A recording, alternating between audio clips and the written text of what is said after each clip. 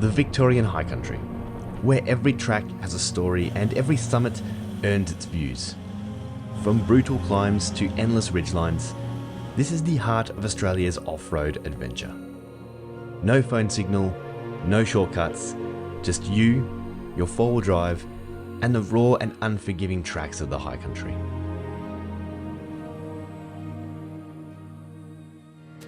This trip series proudly sponsored by Kenda Tyres Australia and Dobinson's Spring and Suspension Adelaide. And just like that, we are back on the tracks, a little bit more organised this morning, getting up and wheels rolling by 8:30, but it is a cold and wet morning. It is a brisk 3 degrees at the moment, and yeah, we're in the clouds, travelling up, getting up out of Talbotville from the camp. And I'll tell you what, the inclines and elevation around here is something that's very foreign to me and very interesting. Coming from WA, which is a very flat state, up here at the moment we have travelled over 1.1 kilometres vertically since leaving camp only 40 minutes ago. And it's good fun. Nothing difficult, but it's so different to what I'm used to. Anyway, the plan this morning is to try and get up to one of the most famous tracks in the area, which is Blue Rag Range. Now, it's one of the more iconic tracks, however, we are currently driving in the clouds and we are 1,400 metres above sea level, so if we think these clouds aren't going to break or we get there and it's just foggy, it might not be worth doing this morning because we might just not get those views. There's only one way to find out, and that's to head to the track and have a look. Also, might give a chance for the clouds to burn off a little bit before we get there. If not, there's no need to worry. We've got a few other tracks planned in the area, but the rain that we had last night and these clouds that we're driving in is making everything a little wet, and should make the tracks a little bit more interesting today. Here's hoping. It's been pretty average, or not average, but easy going so far for all of the vehicles in our convoy. Anyway, we'll take it easy on these wet roads, and I'm sure we'll be there in no time.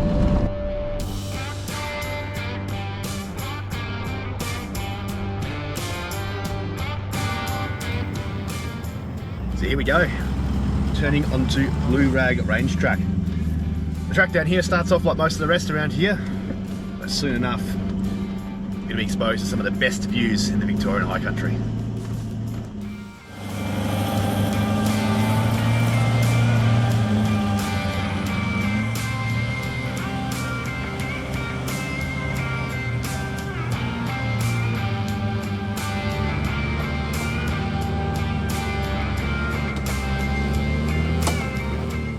It doesn't take long to get into the climbs, and with the road still in the background, we hit our first incline on the track. With nothing but blue skies out the windscreen for a few minutes and the evidence of the freezing nights still scattered along the verges, we got our first glimpse of the iconic Victorian views once again.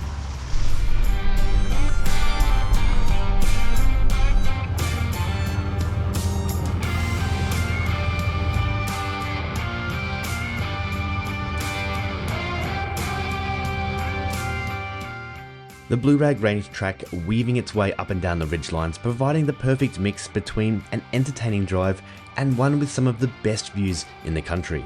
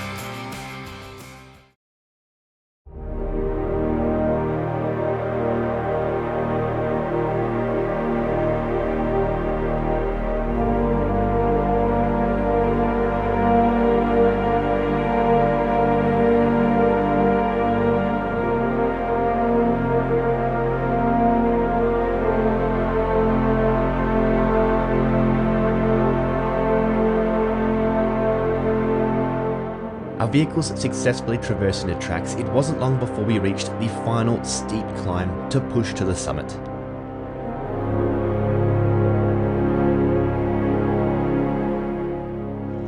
Well, here we are, the top of Blue Rag Range. One of the big trig points up here. We've got some awesome views surrounding 360 degrees. I tell you what, I'm not sure how long we're going to be up here for. It is about 2 degrees. It is windy and it is bitterly cold. But it's an awesome achievement to get up here. The track was a little rougher than I first remember it being, but it was all good fun and everyone made it up with no issues. Anyway, time to take a few photos and get back in the warm vehicles.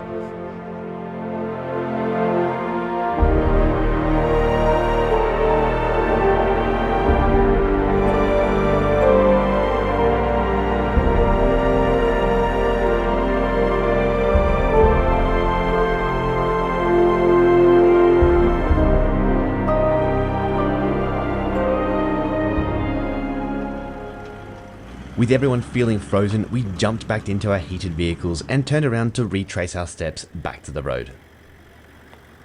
Well, it doesn't get much better than that. The clouds have now cleared up and we can just see for miles, and Blue Rag is living up to its expectation. Just about to head down that fairly steep section again, but what a drive and what a view. Starting to get a little busy up here, there's a few cars around, so we're going to make our way back down the track, out to the road, and see if we can't find some more fun to be had this afternoon. But it really is something special around here.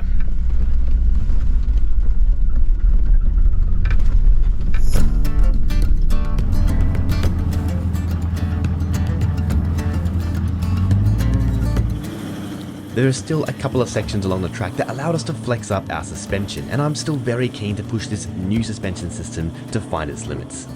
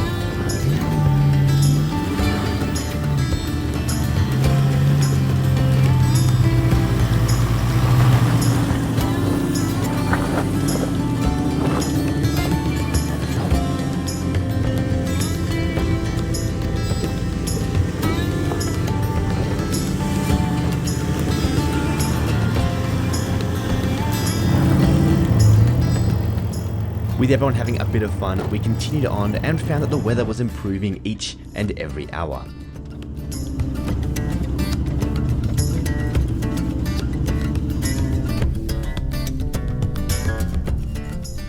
One iconic track done and dusted, and I think we were very lucky to get breaks in between those clouds at times to get some of the just spectacular views that cover this Victorian High Country area. Really, the camera will never do it justice, but it really is something special and unique to this area.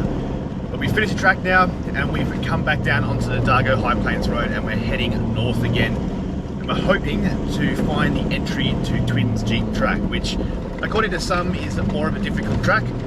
We're hoping it may be to give us a bit of a technical driving experience while up this way.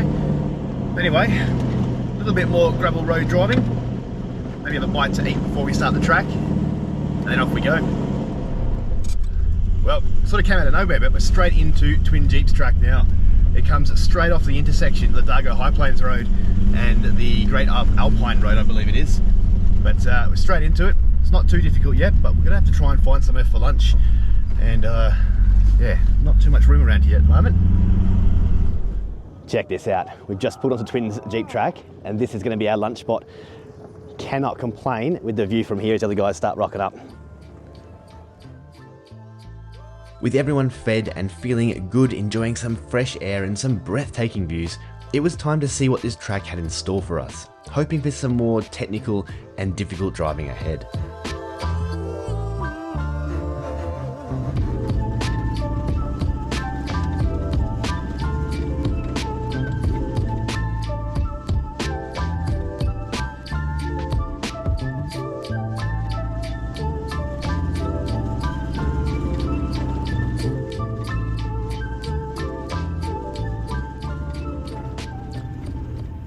Well, I'm not gonna lie, I'm a little bit disappointed. We've just come out of the Twins Jeep track and the whole thing has just recently been graded in the last few weeks by the looks of it. And it just wasn't difficult. There were no challenges. Yes, there were some steep sections, but we're out here really looking for some of the hard tracks and we're really struggling to find them at the moment. Don't get me wrong, we're all still having a great time and we've got views like what you can see out the window here are just spectacular, but we're all itching for some hard tracks. So we're going off a few different sources at the moment. We've got the HEMA maps and their systems and their ratings. We've also got apps on the phone like the New Tracks app, which are updated frequently with recent drives, and trying to follow the very difficult ones on there, and also with just forum and social media advice as well. But so far we're coming up dry. I do understand that we're in some very capable vehicles here, so some of the difficult tracks might be a little bit easier for our vehicles, but I'm hoping we'll come across something soon. Anyway, we're going to sort of reconvene here at the end of the track and try and find a new path and a new plan moving forward this afternoon. But yeah, we'll get there. Well, it's certainly not mid-afternoon anymore. We have been driving for hours now, hours and hours, and almost every track that we've come across this afternoon has either been graded or just simply isn't much of a track. It's more of a minor road. We've definitely we've climbed a lot of hills. We've climbed a lot of altitude today vertically, but in terms of actually finding any difficult or challenging or technical four-wheel driving, we really haven't found any, but we're hoping that where I am, Nate, there's a log on the left sticking out into the track a bit. Roger. But we're kind of hoping that this track here that we have may change that. So we're on the Hope Spur track now, and according to one of our databases, this is very difficult, which is the highest level of difficulty for that particular database. So we're going to plod along here and see whether or not it lives up to its name. But it is getting late in the day and there is no chance of us making camp now in daylight hours, that's for sure. So we'll see if we make it past this track before the sun goes down, and we've still got many more kilometres even after we clear this to get back to camp. But it's certainly an adventure and a long day in the seat today.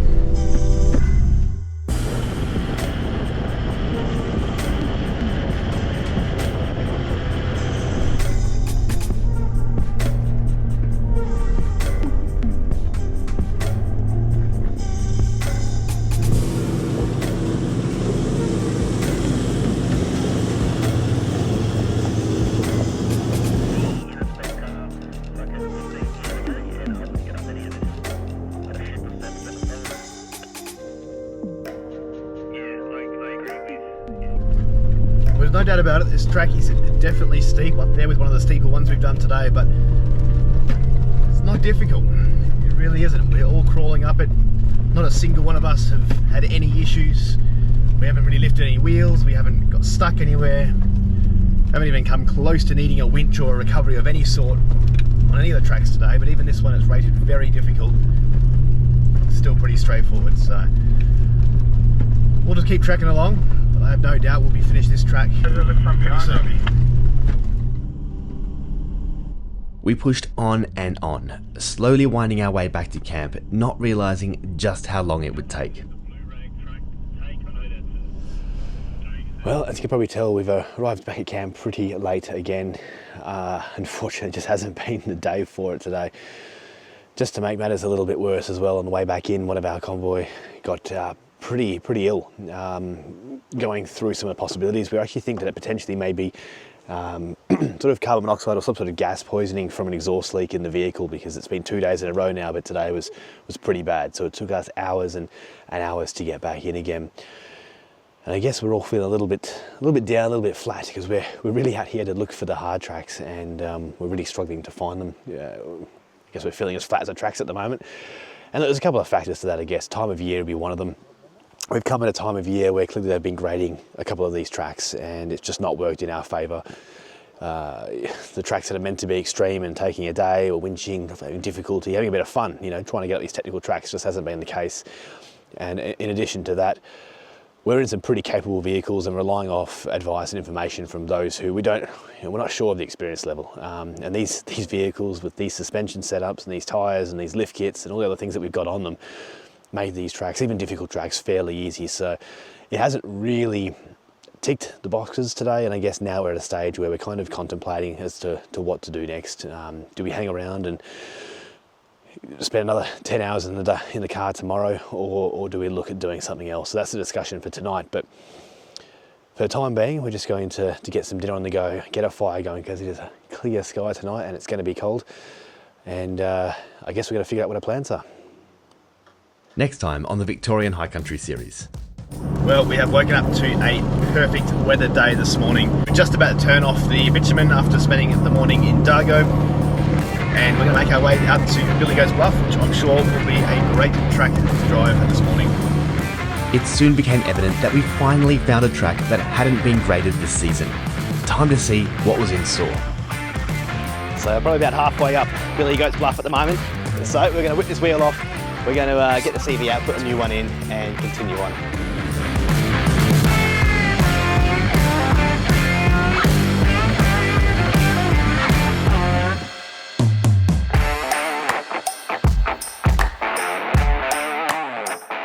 With the tracks completed, it was time for us to start making our way out of the high country to meet up with the rest of the convoy. Into Melbourne and towards the South Australian border, we drove well into the night.